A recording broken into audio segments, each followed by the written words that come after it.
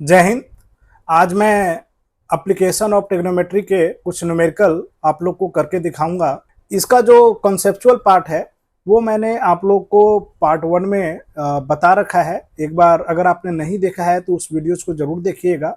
उसमें मैंने सारा चीज़ बता रखा है कि एंगल ऑफ एलिवेशन क्या है, एंगल ऑफ डिप्रेशन क्या है, एंड कौन कौन से क्वेश्चन में क्या क्या फोटोज बनेंगे, एंड उस डायग्राम उस फोटोज के अकॉर्डिंग हमें क्या स्टेप्स लेने हैं, है ना। तो आज हम आपके सामने कुछ न्यूमेरिकल्स करने वाले हैं, कुछ मैथ कुछ क्वेश्चन को देखेंगे एंड उसको हम सॉल्व करेंगे। एंड मैं कोशिश करूंगा कि काफ़ी ज़्यादा उसे एक्सप्लेन करते हुए करूं ताकि आप उसे अच्छे से समझ सकें। तो चलिए शुरू करते हैं। ये हमारा पहला क्वेश्चन है एंड क्वेश्चन है कि a vertical pole stands on the level ground from a point on the ground 25 metre away from the foot of the pole. The angle of elevation of its top is found to be 60 degree. Find the height of the pole. यानी कि एक vertical पोल है जो कि खड़ा है ground पे। Clear. And pole के 25 मीटर के डिस्टेंस से एंगल ऑफ एलिवेशन 60 डिग्री का है। तो चलिए हम एक पोल बनाते हैं एंड ये हमारा एक पोल है एंड इससे 25 हम कुछ अंदाजे से ले रहे हैं, एक्यूरेट ये है नहीं। एंड एंगल ऑफ एलिवेशन जो है ये हम ऐसे ड्रॉ करते हैं एंड यहां पर पहले हम ट्रायंगल का नाम दे देंगे ABC एंड ये हमारा 25 मीटर है एंड AB क्या है, यही हमारा ये पोल है and the angle of elevation is 60 degree. अब इसमें कह रहा है कि find the height of the pole. अब हमें height of the pole calculate करना है।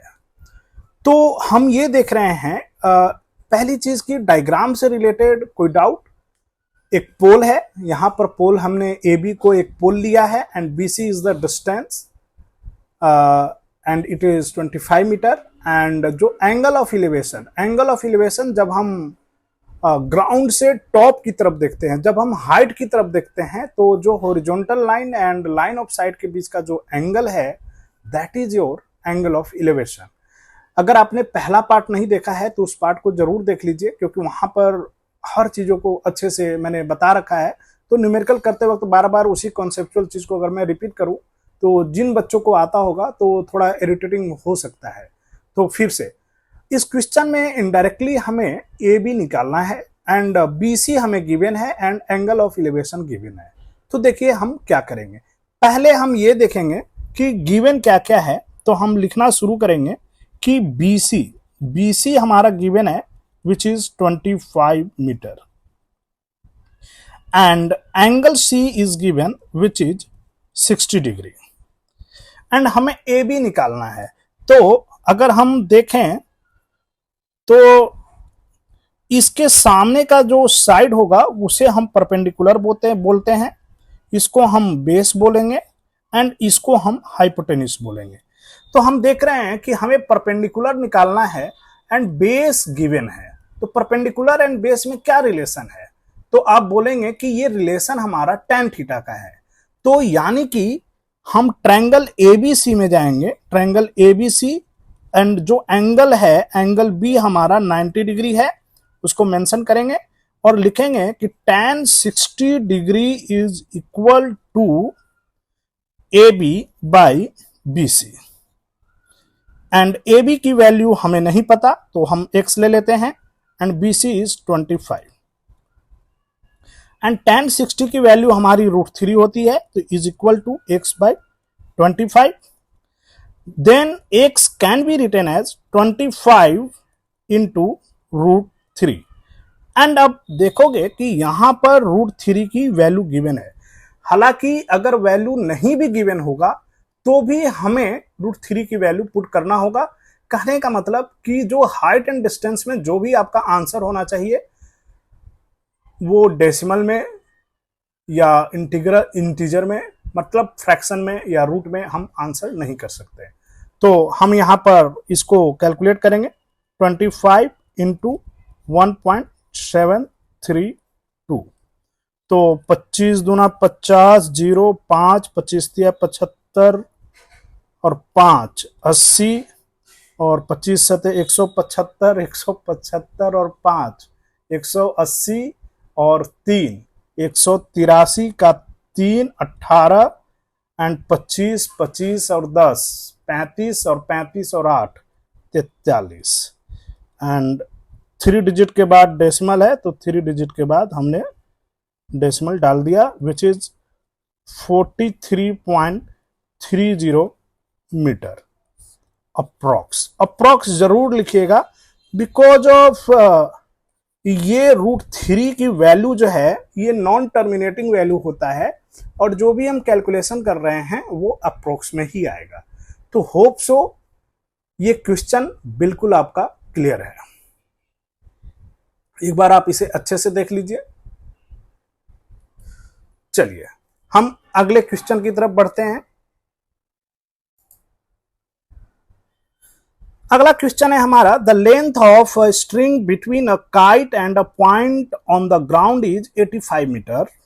If the string makes an angle theta with the ground level such that tan theta is equal to 15/8, then find the height of the kite from the ground. Assume that there is no slack in the string. तो again हमें एक triangle कुछ बनाना पड़ेगा। ऐसे हम एक triangle ले लेते हैं एंड इसका हम नाम पता है, एड्रेस ABC, ये हमारा थीटा है एंड थीटा के सामने में ये हमारा परपेंडिकुलर बन रहा है, ये बेस बन रहा है।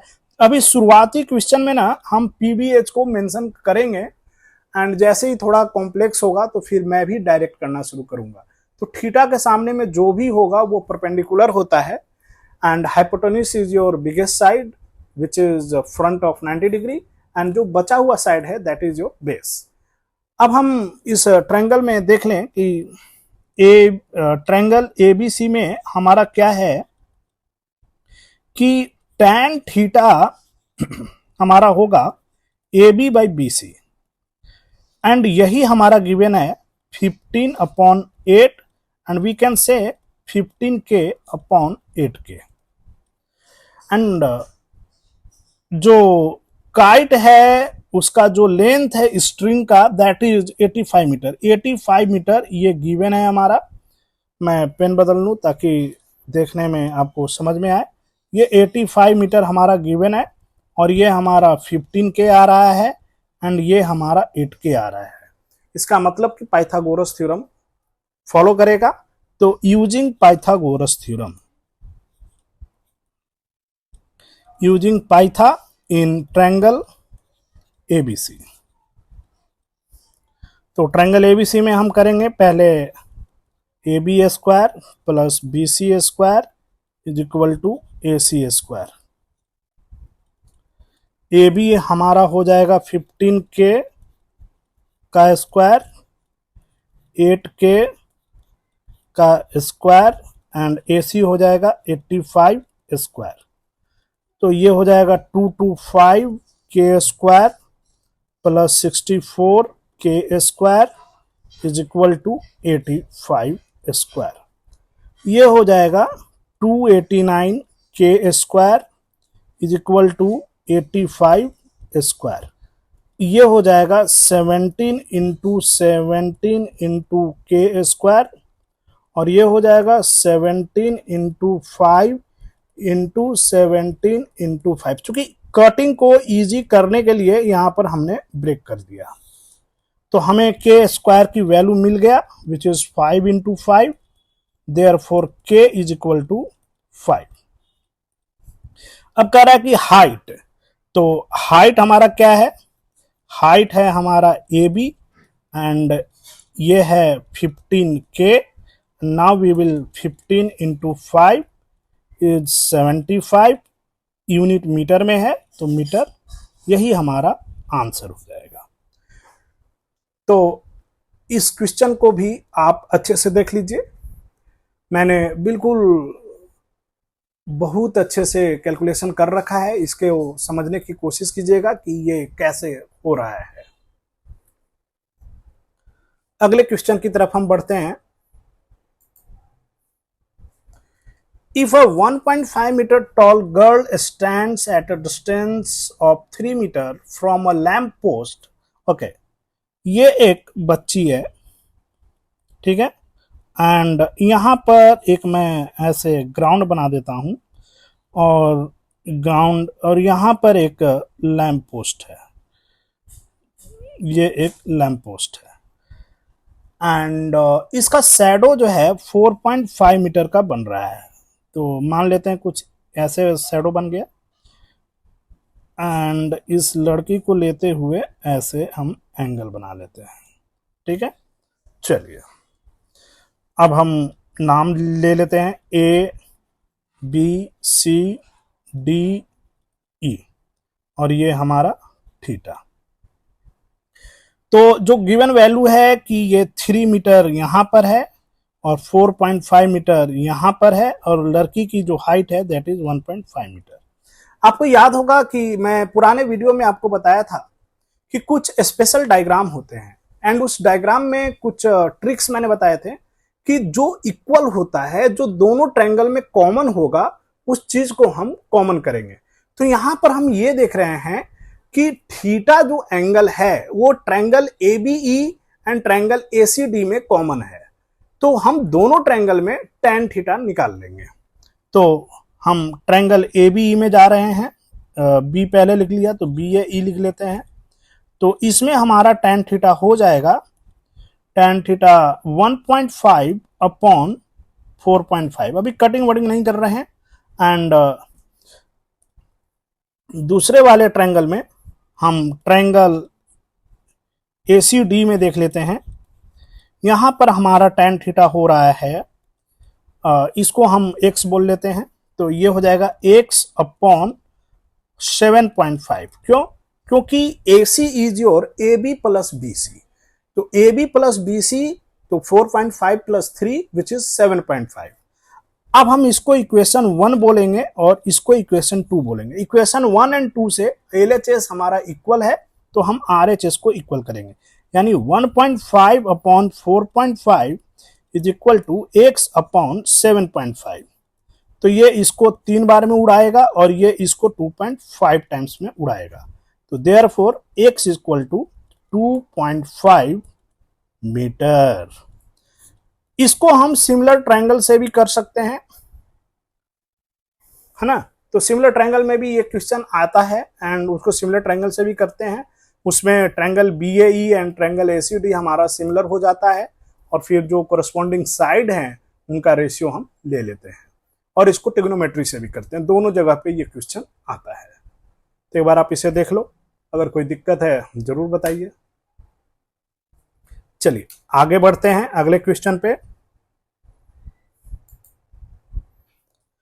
अगला क्वेश्चन है हमारा, the shadow of a tower when the angle of elevation of the sun is 45 degree. देखिए सन का एंगल ऑफ एलिवेशन अगर है तो वो हर चीज में वही एंगल ऑफ एलिवेशन होगा, चाहे वो टावर के लिए हो या आदमी खड़ा हो जाए या कोई एलिफेंट खड़ा हो जाए, मतलब angle of elevation in the case of sun is always fixed, ठीक है। तो यहां पर हम एक सन बना लेते हैं, ये है ना, ये सन है। अब कह रहा है कि the angle of elevation is 45 degree is found to be 10 metre longer than when the angle of elevation is 60 degree. तो यहां पर हम एक काम करते हैं, यहां पर हम एक लाइन लेते हैं एंड एक और लाइन लेते हैं, एंड ये एंड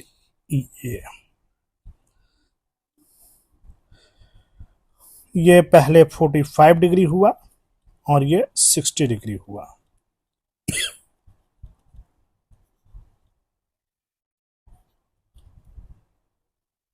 और ये 10 मीटर, ये देखो यहां का जो स्टेटमेंट है कि 10 metre longer than when the angle of elevation is 60 degree. तो अगर ये x है तो ये है x plus 10। Okay, then find the angle of elevation, then find the height of tower. Height of tower हम h ले लेते हैं। अब देखो फिर से, पुराने वाले वीडियो में मैंने बताया था कि अगर इस तरह का डायग्राम बनता है तो इस तरीके के डायग्राम में हमारा हाइट जो है कॉमन होता है, और अगेन हम दो ट्रायंगल लेंगे एंड दोनों ट्रायंगल में हाइट इक्वल टू हम निकाल कर लेंगे। कैसे करेंगे अभी मैं दिखा रहा हूं, डायग्राम को एक बार अच्छे से समझ लो। शुरू करते हैं। तो ट्रायंगल एबीसी में हम जाते हैं। ट्रायंगल एबीसी, ट्रायंगल एबीसी में जब हम जाते हैं तो हम ये देख रहे हैं कि tan 60 can be written as AB by BC and it is h by x, and tan 60 की वैल्यू √3 होती है and it is h by x, तो h can be written as √3x, और इसको हम इक्वेशन नंबर 1 बोल देंगे।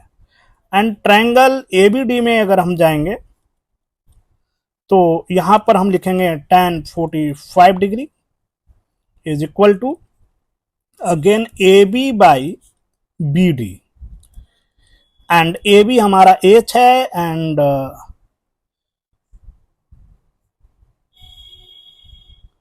BD हमारा 2x प्लस 10 है। देन tan 45 इज 1, तो h अपॉन 2x प्लस 10, तो h can be written as 2x plus 10। यही चीज मैं बोल रहा था कि हम दो इक्वेशन बना लेंगे। जैसे यहां पर ये h हमारा कॉमन था ना, तो हमने h इक्वल टू दोनों इक्वेशन में जो दो ट्रायंगल बन रहे थे उन दोनों ट्रायंगल में हमने h इक्वल टू निकाल लिया। पीछे वाले क्वेश्चन में थीटा कॉमन था तो हम theta equal to tan theta equal to निकाल लिए। एक 15k वाला और 8k वाला बताया, उसमें भी tan थीटा कॉमन था, तो आपने देखा था कि उसमें भी हमने tan थीटा को ही कंपेयर किया। तो जो भी कॉमन होगा उसी चीज को कंपेयर कर देंगे, ठीक है। एंड अगर कॉमन वाली चीज गिवन है तो जो उसके अलावा कॉमन होगा, जैसे अगर ये मान लो कि गिवन होता तो फिर हम x इक्वल टू, क्योंकि ये वाला साइड जो है दोनों ट्रायंगल में कॉमन जा रहा है, तो फिर हम इसके लिए इक्वेट करते हैं। तो चलिए, आप x इक्वल टू कर सकते हो, बट मैं यहां h का कर रहा हूं, ठीक है।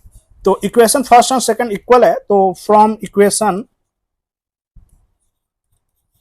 First and second we can say कि √3x is equal to 2x plus 10।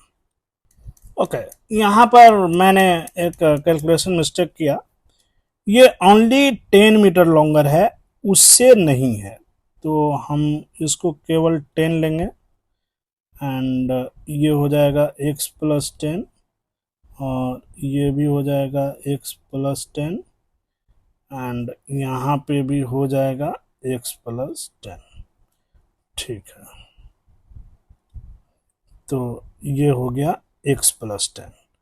Okay, देखो क्वेश्चन कर रहा है 10 मीटर लॉन्गर। अचानक मैंने देखा, मेरे को लगा कि जितना है उससे 10 ज्यादा, तो अगर x है तो x में x प्लस 10, तो ऐसा नहीं है, केवल 10 मीटर लॉन्गर है। अगर वो 10 है तो 20 है ना। अगर टोटल हमारा देखना था तो खैर, मतलब कि अगर ये 20 है तो ये 30 है, सॉरी ये 20 है ये 10 है, तो टोटल हमारा 30 लॉन्गर हुआ, तो 30 में 10 मीटर लॉन्गर हुआ इनडायरेक्टली।